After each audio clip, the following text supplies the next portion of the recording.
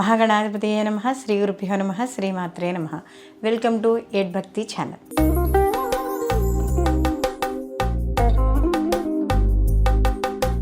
శరన్నవరాత్రుల్లో ఈ దసరాల మొత్తం కూడా 9 రోజులు పూజ చేసుకోవాలి, లేదా అసలు 3 రోజులు చేసుకోవాలా, ఒక రోజు చేసుకోవాలా, ఇలా రకరకాల అనుమానాలు.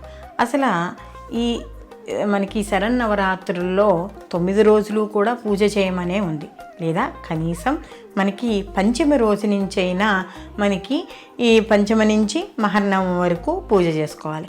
మేము పంచమ నుంచి కూడా చేసుకోలేమండి, మూలా నక్షత్రం నుంచి అయినా సరే మహర్నవం వరకు పూజ చేసుకోవాలి. మూలా నక్షత్రం నుంచి కూడా చేసుకోవాలి అంటే సప్తమి, అష్టమి, నవమి ఇంచుమించు అలాగే వస్తుంది మూలా నక్షత్రం. కాబట్టి ఈ 3 రోజులైనా చేసుకోవాలి, లేదా అష్టమ నవములైనా తప్పనిసరిగా చేసుకోవాలి. ఈ అష్టమ నవములు కూడా చేసుకోలేని వాళ్ళు ఖచ్చితంగా మహర్నవమి రోజైనా సరే ఈ యొక్క శరన్నవరాత్రుల్లో ఈ యొక్క పూజా విధానం అనేది తప్పకుండా చేసుకోవాలి. ఎందుకంటే మనకి మహర్నవమి మనకి చెప్పుకున్నదే, మనకి ఆ రోజు ఈ యొక్క ఆయుధ పూజ ఇవన్నీ కూడా ఉంటాయి. కాబట్టి తప్పనిసరిగా మహర్నవమి రోజు కూడా ఈ పూజ అనేది చేసుకోవాలి. అయితే ఇక్కడ మరి ఈ పూజలు ఇన్నేసి భాగాలుగా చెప్తున్నారంటే కనీసం ఏదో ఒక రోజైనా శ్రద్ధగా పూజ చేస్తారు. ఎందుకంటే ఆ పూజ చేయడం ద్వారా ఆ కుటుంబం వృద్ధిలోకి వస్తుంది అనే ఉద్దేశంతో ఇది కుదరకపోతే ఇది అని చెప్పి ఇన్ని ఆప్షన్స్ ఇవ్వడం అనేది జరుగుతుంది. అయితే అసలు ఈ పూజ మహిమేమిటి, ఈ యొక్క శరన్నవరాత్రులు చేసుకోవడం వల్ల అని చూసుకుంటే ఇది కూడా మనకి దేవి భాగవతంలోనే మనకి చెప్పడం అనేది జరిగింది. అయితే ఇక్కడ ఈ అమ్మవారికి ఈ 3 రోజుల హోమాలు, అలాగే దేవి పూజ, నవరాత్రుల పూజలు ఎవరైతే చేస్తారో వాళ్ళకి తప్పనిసరిగా పరదేవత అనుగ్రహం అనేది కలుగుతుంది. అలాగే నవరాత్రి పూజా విధానం చేయడం వల్ల దీర్ఘాయుద్ధాయం, ఆరోగ్యం, దీర్ఘకాలిక వ్యాధులు, అలాగే మనోవ్యాకుల్యతో ఇబ్బంది పడుతుంటే వాళ్ళకి ఇలాంటివన్నీ కూడా ఇలాంటివన్నీ కూడా ఏవైతే అనారోగ్య సమస్యలతో ఉన్నారో అవన్నీ కూడా తొలుగుతాయి. దీర్ఘాయుద్ధాయం పెరుగుతుంది. విద్య కోసం ఎవరైతే చూస్తున్నారంటే సంతానంలో విద్య కావచ్చు, లేకపోతే వాళ్ళు చదువుకునే విద్యలో కావచ్చు, మంచి విద్య వస్తుంది, కీర్తిమంతులు అవుతారు. సమాజ ప్రకారం కూడా వీళ్ళకి కీర్తి గౌరవాలు పెరుగుతాయి. సర్వ శుభాలు కూడా అమ్మవారు ఇస్తుంది అని చెప్పి ఇక్కడ మనకి పూజా మహిమ ద్వారా చెప్తున్నాం. మరి ఇంకేం కలుగుతాయండి పూజ? ఓన్లీ విద్య ఇవేనా అంటే రాజ్యం పోయిన వారికి రాజ్యం. మరి ఈ రోజుల్లో రాజ్యం లేదుగా. రాజ్యం లేకపోయినా ఇప్పుడు రాజకీయ నాయకులు ఉన్నారు, వాళ్ళు ఏం చేస్తున్నారు? చండీ హోమాలని అవన్నీ చేయట్లా. కాబట్టి ఈ దేవీ భాగవతము, ఈ చండీ సప్తసతి ఇవన్నీ కూడా అంటే ఇంచుమించు ఇవన్నీ కూడా ఒకటే, వీటిల్లో ఉండే ఒక పురాణ గాథలు కూడా ఒకటే. కాబట్టి రాజ్యం పోయిన వారికి రాజ్యము, విద్య అనుకునే వాళ్ళకి సకల విద్యలు, అంటే ఏ విద్యతో కావాలో ఆ విద్య. అలాగే ఈ యొక్క అమ్మవారిని పూజించడం వల్లట మనకి చిన్నప్పటి నుండి కూడా అష్టైశ్వర్యాలు అనేవి కలుగుతాయి.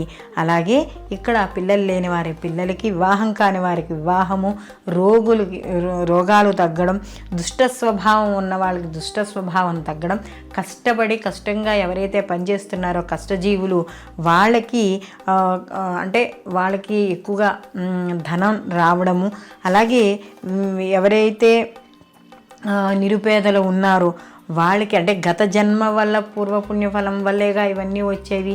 కాబట్టి వాటి యొక్క పూర్వజన్మ యొక్క ఏదైతే పుణ్యం తక్కువగా ఉందో అది ఈ జన్మలో ఏవైతే ఇబ్బంది పడుతున్నా ఇబ్బందులన్నీ తొలగడం అనేది జరుగుతుంది.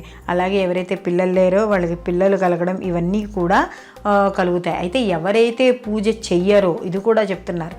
పూజ ఎవరైతే చేయరో ఆ పూజ చేయని వారందరికీ కూడా ఇప్పుడు మనం చెప్పుకున్నవన్నీ ఉంటాయి. అంటే ఓపిక ఉండి, చేతిలో డబ్బు ఉండి, అలాగే సహాయం చేసేవాళ్ళు ఉండి, అన్నీ ఉండి కూడా పూజ చేయని వాళ్ళు ఉంటారు. అలాంటి వాళ్ళు ఎవరికయ్యా అంటే దరిద్రులు అవుతారు. అలాగే ఉన్న ఏదైతే పూర్వపుణ్యం ఉందో ఆ పూర్వపుణ్యం కూడా పోతుంది, వివాహాలు అవ్వవు, అలాగే పిల్లలు సరిగ్గా పుట్టరు. ఇవన్నీ కూడా జరుగుతాయి. కాబట్టి ఓపిక ఉండి చేయగలిగే వాళ్ళు మాత్రం ఈ పూజ అనేది తప్పనిసరిగా చేసుకోవాలి.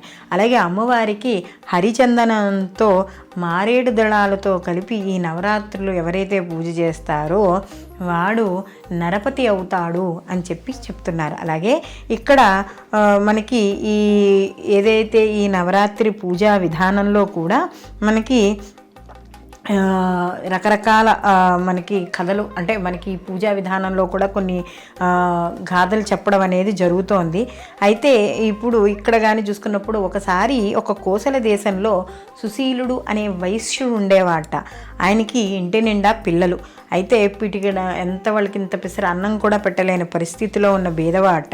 ఆయన ఒకనాడు ఒక బ్రాహ్మణుని చూసి మొక్కి అడిగాట, మహానుభావ, నా పరిస్థితి ఇలా ఉంది, సంసారము, పిల్లలు బోళంత మంది ఉన్నారు, నేను చాలా దరిద్రంతో బాధపడుతున్నాను, పిల్లలేమో తిండి పెట్టలేక ఉన్నాను నేను, వాళ్ళు ఏమో తిండి లేక ఏడుస్తున్నారు, కాబట్టి ఇప్పుడు నేను ఏం చెయ్యాలి అని చెప్పి అడిగాట. అప్పుడు అయితే ఇప్పటికే ఉన్న నా సంతానంలో పెద్ద పిల్లకి 10 ఏళ్ళు, ఆ వయసు అసలు ఆ వయసుకి పెళ్లి చేసేయాలి, కానీ నాకు ఈ సమస్య వల్ల నేను ఏమీ చేయలేకపోతున్నాను అని చెప్పి ఈ యొక్క వైశ్యుడు ఆ యొక్క బ్రాహ్మణుని అడగడం అనేది జరిగింది. అయితే ఆ బ్రాహ్మణుడు కాసేపు ఆలోచించి అన్నట్ట, ఓ ఈ వైశ్య బాధపడకు, రేపు వచ్చే ఆశ్వీజ మాసంలో మనకి శుక్లపక్షంలో పాడ్యమి నుంచి మొదలుకుని 9 రోజుల పాటు నువ్వు దేవీ పూజని సలక్షణంగా చేసుకున్నావు అంటే యథాశక్తి, అంటే ఎక్కడో అప్పులు చేసి తీసుకురమ్మని కాదు, ఉన్న దాంట్లో సలక్షణంగా పూజ చేసుకున్నావంటే నీ బాధ తీరుతుంది అని చెప్పి ఇక్కడ మనకి ఈ బ్రాహ్మణుడు ఆ యొక్క వైశ్యుడికి చెప్పడం అనేది జరిగింది. అయితే ఇది ఎవరెవరు చేసుకున్నారు అని కానీ చెప్పినప్పుడు, శ్రీరాముడు వనవాసంలో సీతాదేవి ఎడబాసినప్పుడు ఇక్కడ సుగ్రీవుడి సహాయంతో ఈ పూజను చేసుకోవడం అనేది జరిగింది. ఈ పూజ అయిన తర్వాత ఆ సముద్రం దాటడం, రావణ్ణి మిత్ర పరివారాలతో సహా సంహరించి సీతని తీసుకురావడం, తిరిగి రాజ్యాన్ని పరిపాలించడం, ఇలాంటివన్నీ కూడా జరిగాయి. కాబట్టి ఇక్కడైతే ఇది చేయడం వల్ల పగను తురించి ఇక్కడ మంచి మైత్రిని కలిగించే జీవితాన్ని సుఖ సంతోషాలతో వెళ్ళించేది శ్రీదేవి నవరాత్రులు ఒక్కటే అని చెప్పి ఇక్కడ చెప్పడం అనేది జరిగింది. అంటే పగని తురించి అంటే ఏమిటి అంటే, మన చుట్టుపక్కల ఎవరైతే శత్రువులు ఉన్నారో ఆ శత్రువులందరూ కూడా తొలుగుతారు అని చెప్తాడు. అయితే మరి వెంటనే అంటాడు, మరి దీనికి ఏమిటి అంటే ఈ మాయాబీజమైన మంత్రాన్ని ఉపదేశించాడు ఆ బ్రాహ్మణుడు ఈ యొక్క వైశ్యుడికి.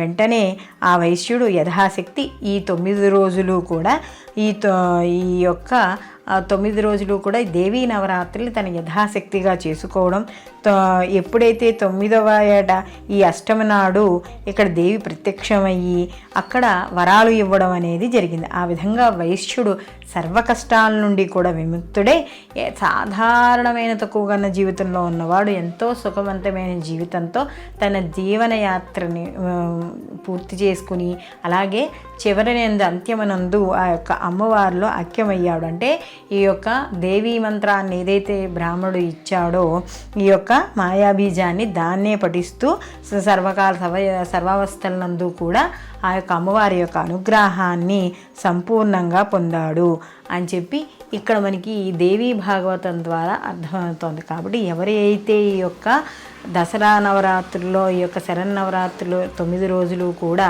ఈ నవరాత్రుల్లో దేవిని ఆరాధిస్తారో వాళ్ళకి సకల ఐశ్వర్యాలు సర్వాభిష్టాలు నెరవేరుతాయి అని చెప్పి మనకి ఈ యొక్క పురాణగాథ ద్వారా తెలుస్తోంది. అలాగే చాలామందికి నిరూపితమైంది కూడా.